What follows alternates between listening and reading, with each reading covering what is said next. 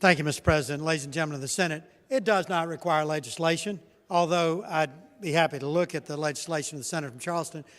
Sumter County Elections Commission and Registration Board has been purging the rolls of dead people for some time. If you're dead, you're dead. And if you're not, and you've been purged incorrectly, all you have to do is reinstate that registration right there. It can be done. So having DMV weigh in on election registration is somewhat akin to having DHEC weigh in on the adequacy of maintenance of the highways. It's not related. It's not related.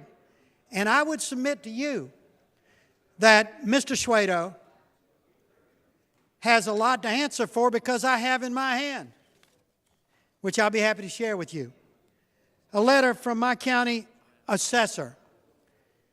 And he was concerned because a gentleman walked into the office and requested a 4% ratio on his home, owner-occupied home. And he gave the clerk his ID, an ID issued by the Department of Motor Vehicles. The clerk said, "Well, do you have a driver's license?" And he said, "Sure." And he produced a driver's license issued by the Department of Motor Vehicles. One address in Richland County, one address in Sumter County, issued 10 days apart. I would tell you Mr. Schwedo has got a lot more to worry about than who's voting and who's not. Among the questions that should be asked to Mr. Schwedo is how they verify whether or not the people who currently hold driver's licenses are still living. If they seek to get those licenses back, what happens to them after the person passes away? But I share this with you, and I'd be happy to share the letter with you, because the inadequacy that's indicated by this shows problems at DMV, I hope not widespread, but certainly significant, because this person could have gotten their 4% assessment ratio claiming an owner-occupied home in Richland County and one in Sumter County. Now, I think there are processes in place to avoid that kind of a problem.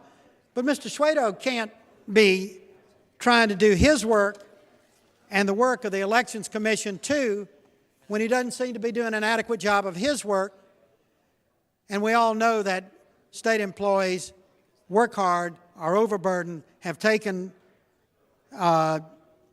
furlough days, and he's chasing after voters when he should be chasing after managing and overseeing the Department of Motor Vehicles.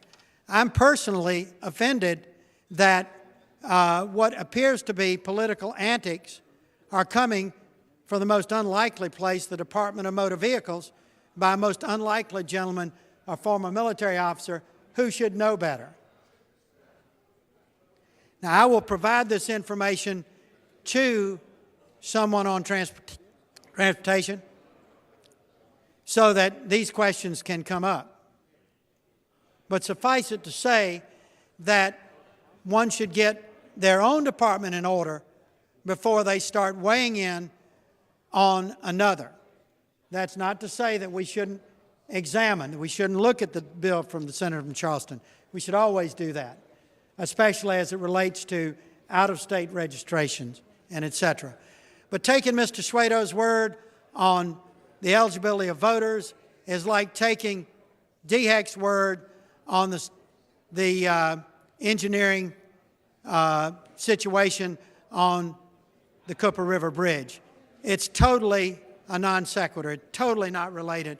And I think that it's time for this state to focus on what we have in front of us as individual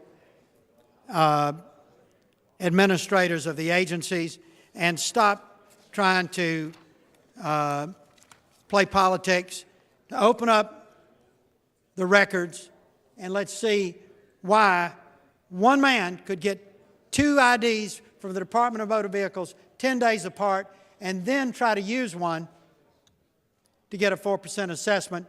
Who's to say he didn't try to use one to get a 4% assessment somewhere else? Senator Blake, Senator, what purpose do you rise? I was going to ask you now to request once he finishes. Mr. President, I'll just complete my remarks by saying we've got enough significant and important things to do without worrying about grandstanding by agency heads on a subject that has nothing to do with their agency. Senator Rich is recognized for the doctor of the day.